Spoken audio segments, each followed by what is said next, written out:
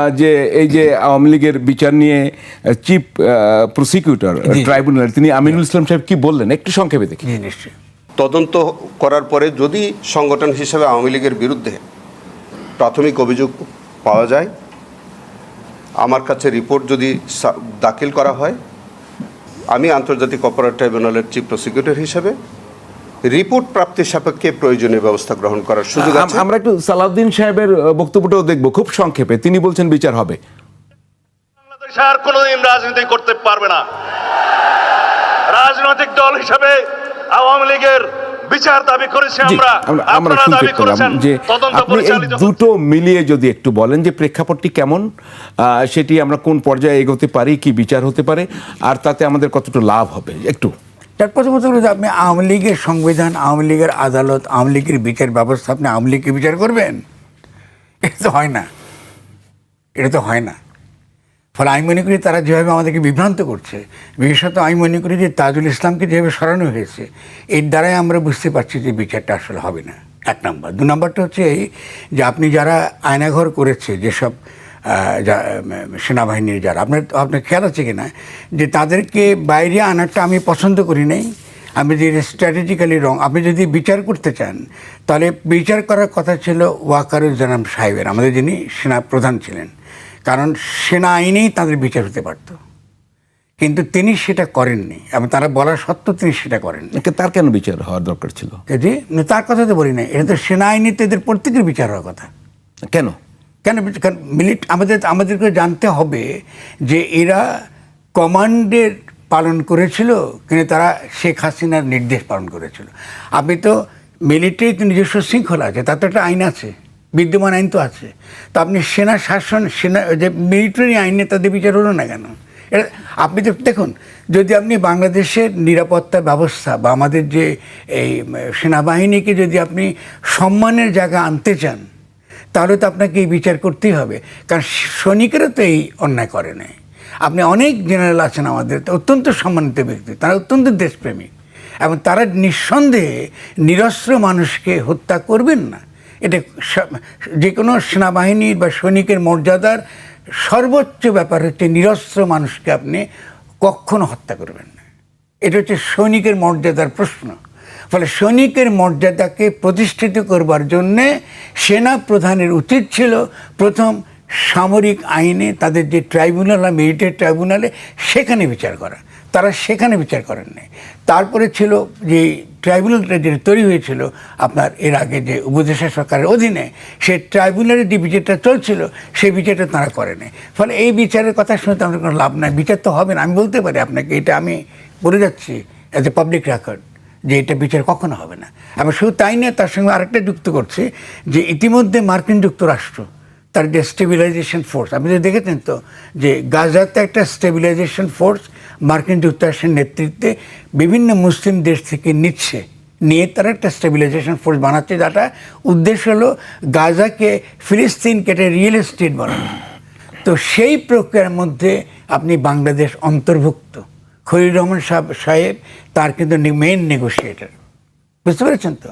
তো তার মানে হলো এখান থেকে যাদের বিচার হবে না তারা কিন্তু ওই স্টেবিলাইজেশন ফোর্সে যোগ দেবেন। ফলে এর সঙ্গে ভূরাজনীতি জড়িত, ব্যাপারটা তো সহজ না। ফলে সেই স্টেবিলাইজেশন ফোর্সে তারা, আমি তো অনেকবার এই প্রশ্নটা তুলেছি, তো সেনাবাহিনীর তরফ থেকে তো তারা কোনো বক্তব্য দেন নাই যে সেনাবাহিনী মার্কিন যুক্তরাষ্ট্রের স্টেবিলাইজেশন ফোর্সে যোগ দেবেন কি দেবেন না। খলিল রহমান সাহেব এর আগে ছিলেন কি আপনার উপদেষ্টা সরকারের তিনি ছিলেন। তো সেখান থেকে তিনি চলে গেলেন হঠাৎ করে বিএনপির সরকারের পররাষ্ট্রমন্ত্রী হয়ে গেলেন, এখন তিনি জাতিসংঘে চলে গেছেন। তো আমরা তো বুঝতে পারছি এটার সঙ্গে ভূরাজনীতি জড়িত। ফলে এই বিচারটা তো হবে না। আপনি মানবাধিকার কমিশন, মানে জাতিসংঘ মানবাধিকার কমিশন যতই রিপোর্ট লেখুক, প্রমাণ তো ওখানের মধ্যে আছে। প্রমাণ তো আলাদা কোনো প্রমাণের প্রয়োজন নেই। এটা তো অলরেডি তদন্ত হয়েছে, একটা ইন্ডিপেন্ডেন্ট তদন্ত রয়েছে, তাহলে বিচার হচ্ছে না, বিচার হবে না। এটা হওয়ার তো কোনো দেখছি না আমরা কোনো। আপনি জিও পলিটিক্সের কথা বলছিলেন, ভূরাজনীতি। আমি জিও পলিটিক্স, সেক্ষেত্রে তাহলে অঙ্কটা কি? তাহলে তাদের ভূরাজনীতির কথা বলছি। জি, ভূরাজনীতির ক্ষেত্রে অঙ্কটা কি? তাদেরকে তারা আওয়ামী লীগকে সেভ করবে কেন? কি কারণে? কি লাভ তাদের? এটা তো আওয়ামী লীগ আর বিএনপির ব্যাপার না। এটা হচ্ছে যে গ্লোবাল যে পাওয়ার, সে তো তার কাছে তো এখন এই রাষ্ট্র, বিশেষত বাংলাদেশের মতন রাষ্ট্রগুলো তাদের ইনস্ট্রুমেন্ট, আমাদের তো রাষ্ট্র বলে কিছু নাই, আমরা তো বানাতে পারলাম না রাষ্ট্রটা, আমরা 72-ও তো রাষ্ট্র বানাতে পারিনি, আমরা এতদিন পর্যন্ত কিন্তু সেই রাষ্ট্রটা বানাতে, এখন গ্লোবাল কর্পোরেট ক্যাপিটাল সে রাষ্ট্রের চেয়ে বেশি ক্ষমতাশালী। আপনি দেখুন রাষ্ট্র যখন আইন করে, ধরুন ক্যাপাসিটি পেমেন্টের আইন করে, যে ধরুন আপনি খুব সহজ করে বোঝার চেষ্টা করেন, আপনি যদি ব্যবসা করতে চান, বিনিয়োগ করতে চান, প্রতিযোগিতার মধ্য দিয়ে আপনি মুনাফা করবেন, এই তো নিয়ম। এটাকে তো আমরা প্রতিতন্ত্র বলি। আপনি অবাধ বাজার ব্যবস্থা বলছেন, কিন্তু আপনি একটা ব্যবস্থা করছেন ক্যাপাসিটি পেমেন্টের নামে, যে আপনি যদি এই বিদ্যুৎ উৎপাদনের শুধুমাত্র যদি আপনি একটা স্থাপনা বসান, আপনাকে ক্যাপাসিটির জন্য আমাকে রাষ্ট্র থেকে টাকা দিতে হবে। এটা কি প্রতিযোগিতা নাকি আপনি লুটপাট? তাহলে রাষ্ট্র তো লুটপাটের যন্ত্র হয়েছে। রাষ্ট্র যে লুটপাটের যন্ত্র হয়েছে, এবং লুটপাটকারী যে শ্রেণীটা যারা নিজেদেরকে রাজনৈতিক দল বলে দাবি করে, এদের সঙ্গে তো আপনার ধরুন আজকে সেনা বাহিনী বলুন, মানে কিছু কিছু জেনারেলের কথা বলছি, এবং একই সঙ্গে বাংলাদেশের যে আন্তর্জাতিক যে সকল কর্পোরেট স্বার্থ, এটা জড়িত। ফলে আপনি এখান থেকে কী করে বেরোবেন? এটা তো জনগণ তো সেখান থেকে বেরোবার চেষ্টাটা করেছিল 5 তারিখে, এটা তো 8 তারিখে বন্ধ হয়ে গেছে। এটা তো আমি সারাক্ষণই বারবারই বলছি ওটা। ফলে ওটা সম্ভাবনা 5 তারিখে যে গণ অভ্যুত্থান হয়েছে, ওটা 8 তারিখে শেষ হয়ে গেছে। 8 তারিখটা ছিল সাংবিধানিক প্রতিবিপ্লব ঘটেছে। আপনি পুরনো ব্যবস্থাটা টিকিয়ে রেখে আপনি এখন ট্রানজিশনের মধ্যে আছেন, যাতে আপনি আবার ওই পুরনো কর্পোরেট লুটপাটের জায়গায় আপনি যেতে পারেন। ফলে শুধুমাত্র যে আপনার যারা এই অপরাধ করেছে তাদের তো বিচার তো হবে না, এমনকি যারা লুটপাট করেছে তাদেরও বিচার হবে না। আপনি অ্যাসেট রিকভারির কিছু হয়নি। শেখ হাসিনার তো বিচার হয়েছে, এটা কার্যকর হবে না? কি বিচার হয়েছে? তার ফাঁসি হয়েছে। হ্যাঁ, ফাঁসির রায় কার হয়েছে? ফাঁসির রায় হয়েছে? শেখ হাসিনার। তো সে ফাঁসির রায়টা আপনি শুনুন, কিছু কিছু বিচারটা হচ্ছে যে আপনার লোক দেখানো। আপনি ফাঁসির রায় হয়েছে, এখন কিন্তু অ্যাপিলের, হাসিনার আদালতে অ্যাপিল করার সুযোগ কিন্তু আছে। আপনি ভাববেন না যে অ্যাপিল করতে পারছে। শুধু তাই না, ইতিমধ্যে আপনি কি দেখছেন, রংপুর নিয়ে তৎপরতা চলছে, ঠিক না? দিল্লির যে তৎপরতা রয়েছে, ফেনী নিয়ে তৎপরতা চলছে। আপনি পুরো গল্পটা তো তৈরি হচ্ছে ইতিমধ্যে, আপনি তো দেখতে পাচ্ছেন যে গণমাধ্যমে গল্পটা তৈরি করা হচ্ছে। আপনি হঠাৎ করে কথা নেই বার্তা নেই, আপনি একটা বিশাল রাম মূর্তি, আমি এটার বিপক্ষে না, আমি বলছি আপনি রাম মূর্তি করতেই পারেন, সমস্যা নেই আমার কোনো। কিন্তু আপনি বাংলাদেশে ঠিক রংপুরে কেন? আপনি রংপুরে হতে হবে কেন? তাহলে এই যে ব্যাপারগুলো, বা আপনার ধরুন এই যে এক্সপোর্ট প্রসেসিং জোন ভারতের জন্য, এটা একমাত্র ফেনীতে হতে হবে কেন? বা আপনার যে ফেনী নদীর উপরে আপনি হঠাৎ করে আমরা একটা ব্রিজ বানালেন যেটা কোনো উপযোগিতা নাই, সেখানে ট্যাঙ্ক আসতে পারে, 2টা ট্যাঙ্ক পাশাপাশি আসতে পারে, তা আপনি এগুলো কী করে ব্যাখ্যা করবেন? এটা ব্যাখ্যা তো করতে হবে আপনাকে।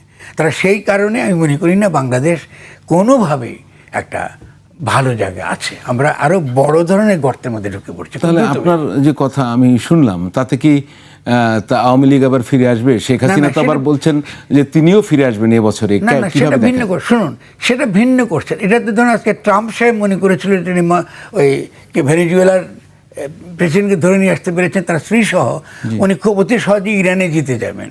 তো ইরানেতে তিনি জিতেন নাই।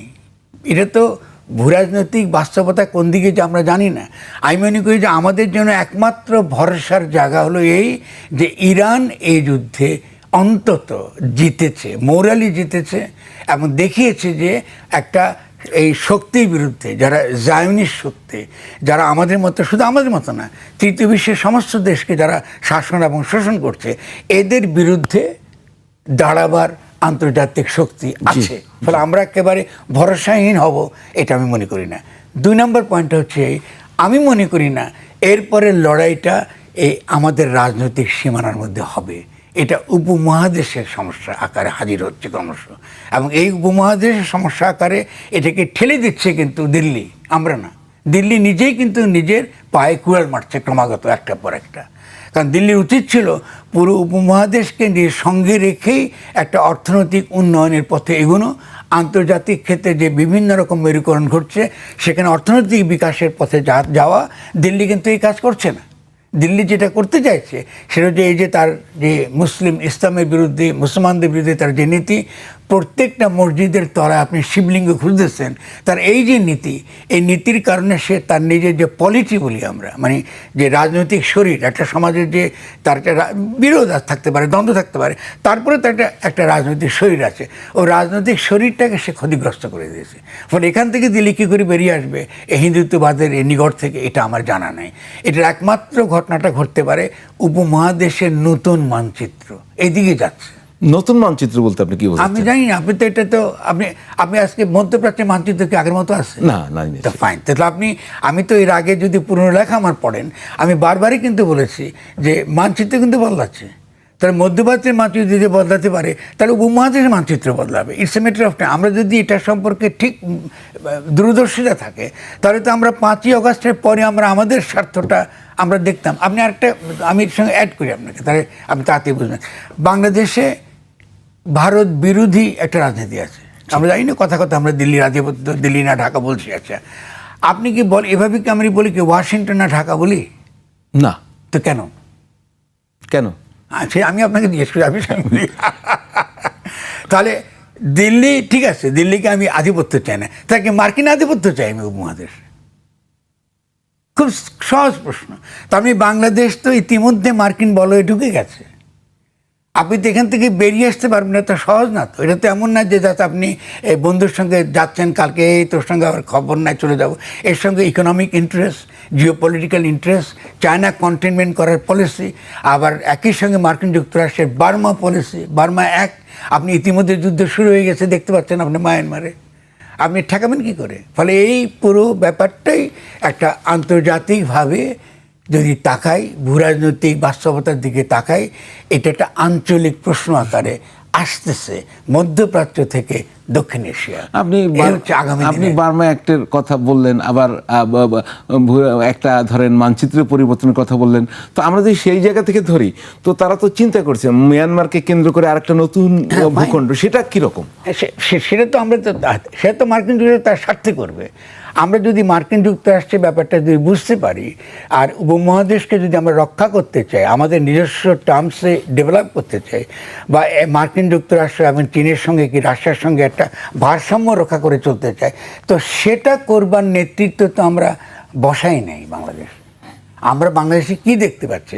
আমরা একদিকে দেখতে পাচ্ছি যারা ক্ষমতা এসছে এরা দিল্লির স্বার্থ দেখছে, আর অন্যদিকে আমরা এই যে অনুষ্ঠানটা হয়ে গেল, জামাতে ইসলামী মার্কিন যুক্তরাষ্ট্রের উৎসব পালন করছে বাংলাদেশে। আপনি সংসদ ভবনের অনুষ্ঠানের কথা বলছেন, যে মার্কিন যুক্তরাষ্ট্রের স্বাধীনতা দিবসে জামায়াত ইসলামী কোন, ওখানে বিএনপি নেতারা তো ছিলেন। কিন্তু মূলত যদি আপনি দেখবেন, বাংলাদেশে মার্কিন যুক্তরাষ্ট্রের স্বার্থ সরাসরি যারা এখন বাস্তবায়িত করবে, এটা জামাতে ইসলামী, এটা বিএনপির মধ্যে। বিএনপি তো পলিটিক্যাল দলই না। বিএনপি আজকে কালকে নেই। পলিটিক্যাল দল ছিল বাংলাদেশের জামাতে ইসলামী আর আওয়ামী লীগ, যদি পলিটিক্যাল দল বলেন। বিএনপির একটা ইডিওলজি আমাকে বলেন না, যার ভিত্তিতে তার একটা দূরদর্শী চিন্তা আছে, বলুন আমাকে। থাকতে তো হবে রাজনীতি, মানে কি আপনার তো আর কিছু হোক বা না, এটাতে আদর্শ থাকতে হবে। আওয়ামী লীগ ফ্যাসিস্ট অর্গানাইজেশন, আওয়ামী লীগ আমাদের মারাত্মক ক্ষতি করেছে। কিন্তু আওয়ামী লীগের যদি আপনি বাংলাদেশের যে বিকাশের তার যে ধারা, বাংলা ভাষা, বাংলা সংস্কৃতির ধারা, এই ধারার ক্ষেত্রে তো তার অবদান আছে, আমি তো ফেলে দিতে পারছি না তাকে। লিবারেল ডেমোক্রেসির ক্ষেত্রেও তার অবদান আছে। তাহলে আওয়ামী লীগ ফ্যাসিজমটা সমস্যা, বাংলা ভাষার সংস্কৃতির আমার সমস্যা না। ফলে আওয়ামী লীগ ফিরে আসবে না আওয়ামী লীগ আকারে, কিন্তু আওয়ামী লীগ যে কোনো হিস্টোরিক্যাল অবদান, ঐতিহাসিক যে বিকাশের যে ধাপগুলো আছে, সেই ক্ষেত্রে আপনি আওয়ামী লীগের অবদান আমি তো দেখতে পাচ্ছি। আপনি আমাকে লিখতে বললে আমি লিখতে পারবো, নিন্দা করতে পারবো, আবার ইতিবাচক দিকে লিখতে পারবো। বিএনপির কন্ট্রিবিউশনটা কী বলেন? বিএনপির আমাদের এই রাজনৈতিক জনগোষ্ঠী হিসেবে বাংলাদেশের গঠনের ক্ষেত্রে তার অবদানটা কী? খালেদা জিয়া যদি থাকতেন তাহলে বলতে পারতেন তার একটা অবদান আছে, কিন্তু বিএনপি রাজনৈতিক ধারা আকারে অবদানটা কী বলেন? আপনি যদি আমাকে বুঝাতে পারেন আমি মেনে নেব। অবদানটা কী তার আজকে এই বাঙালি জাতিবাদ, বাঙালি সংস্কৃতির বিপরীতে তার কোনো বক্তব্য আছে? বিএনপি থাকার সময় কি মাজার ভাঙা হচ্ছে না? বিএনপি থাকার সময় যে শাহ আলী দরগা, তা আমি দেখতে পাচ্ছি চোখের সামনে, সেখানে আপনার অস্ত্র নিয়ে হামলা হয়েছে। এটা তো বিএনপি তখন ক্ষমতা, এটা কী করে হতে পারে? আপনি তো এগুলোর তো একটা যুক্তি দিতে হবে তো আপনাকে। তা আমি সেজন্য বলছি যে বিএনপির মধ্যে আমরা জানিও না যে সালাউদ্দিন সাহেব চালাচ্ছেন বিএনপি নাকি তারেক চালাচ্ছেন, তাও তো বুঝতে পারছি না আমরা। তাহলে এই পরিস্থিতিতে তো বিএনপিতে কোনো কনসিস্টেন্ট পলিটিক্স নাই, বিএনপির কোনো ইকোনমিক পলিসি নাই। বিএনপি যে বাজেট দিয়েছে সে অতীতের বাজেটটির চেয়ে খারাপ।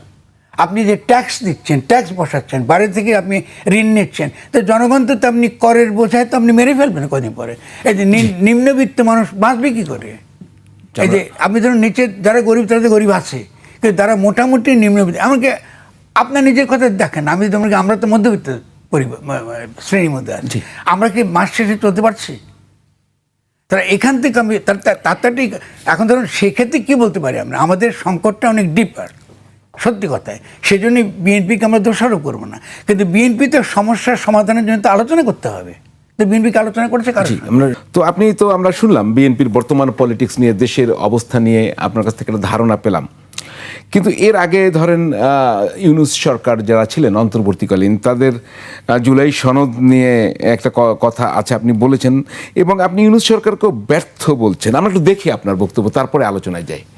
প্রথম ব্যর্থতা হলো ডক্টর ইউনূস শেখ হাসিনার সংবিধান রেখে তার আওয়াজটা একটু বাড়ালে ভালো হতো। উপদেষ্টা সরকার গঠন করার শুনতে হবে। 2 নম্বর, তিনি যে ভুল করেছেন পদক্ষেপগতভাবে, তিনি জনগণের সঙ্গে কোনো কথা বলেন না।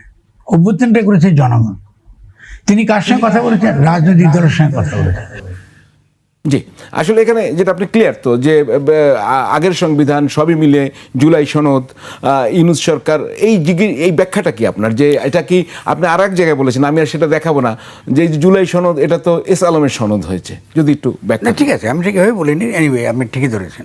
প্রথম কথা হচ্ছে যে আপনাকে মানে বিনয়ের সঙ্গে একটা ছোট একটা সংশোধন করি। আমরা কিন্তু অন্তর্বর্তীকালীন সরকার করি নাই, আমরা করেছি উপদেষ্টা সরকার। এটা ছিল সেনার সমর্থিত উপদেষ্টা সরকার। এটা টিকে ছিল যেহেতু সেনাবাহিনী সমর্থন করেছে, আর কোনো কারণ নেই। কারণ এই ধরনের সরকার তো আমাদের সংবিধানে নাই, ঠিক আছে না? এবং এটা বৈধ সরকারও নয়।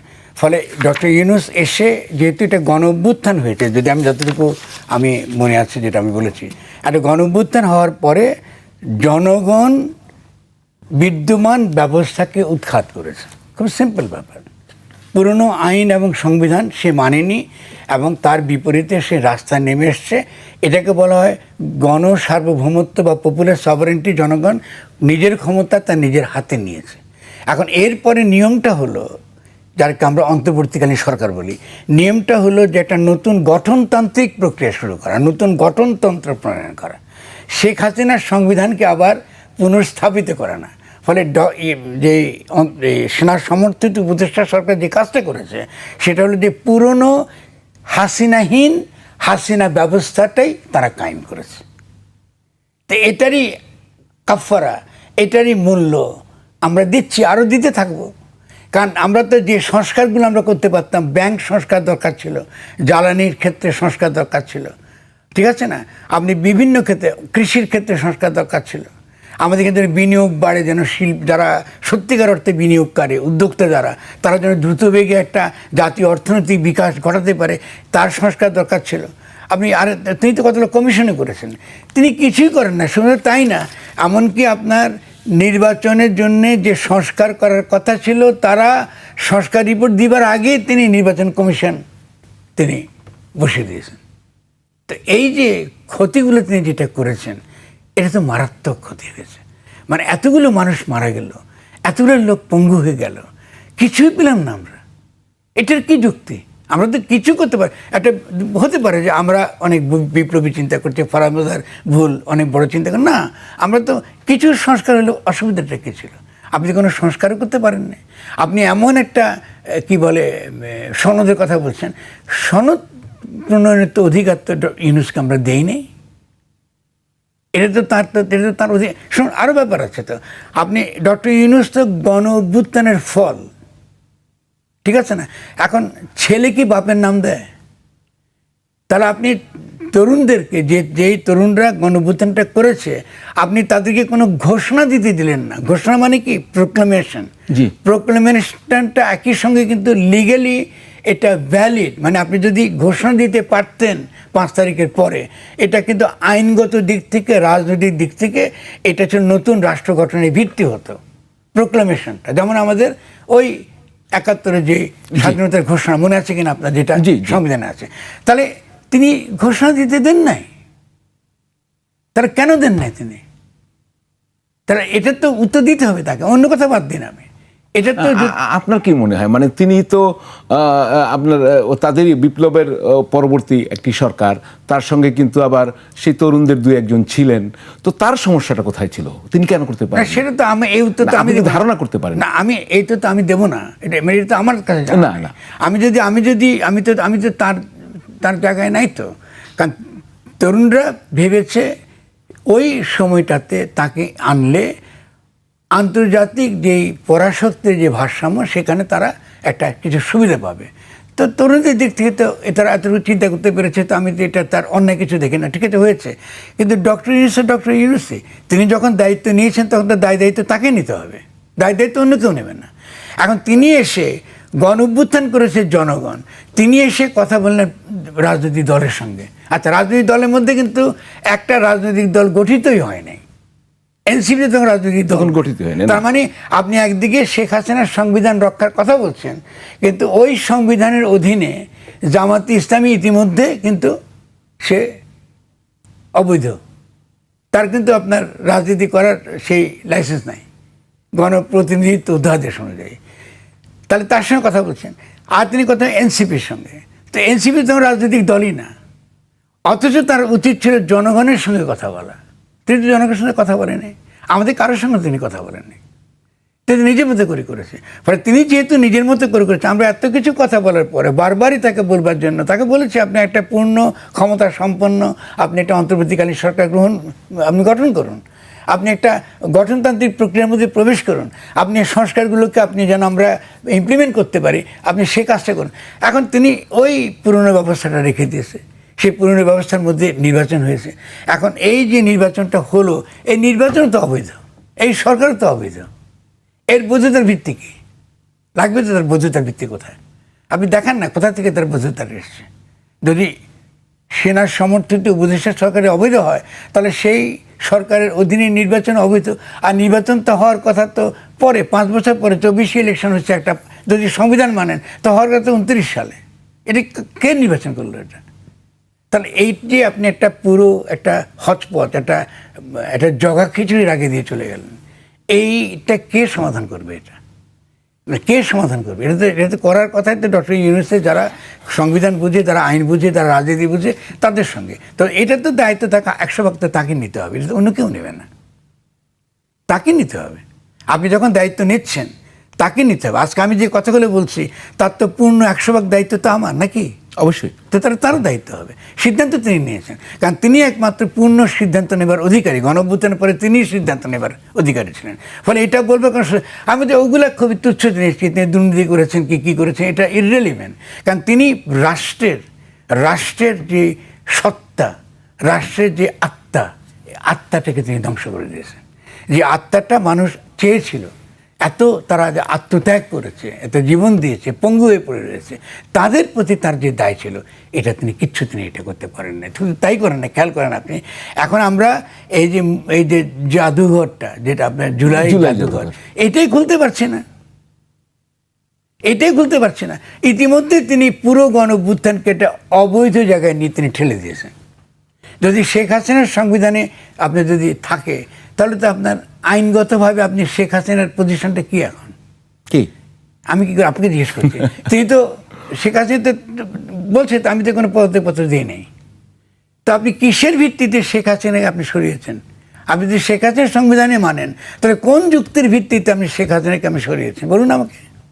আরও ব্যাপার আছে তো, 6 তারিখে ছাত্ররা ব্লকেট দিয়েছে, জি, ঠিক আছে, তো 6 তারিখ মনে আছে না আপনার? মনে আছে। ঠিক আছে, 5 তারিখে আনলেন কেন? কারা এনেছে 5 তারিখে? ওরা কারা? একদিন আগে আনলো কেন আনলো? তাতে কি পরিকল্পনা ছিল? তারা তো এনেই তো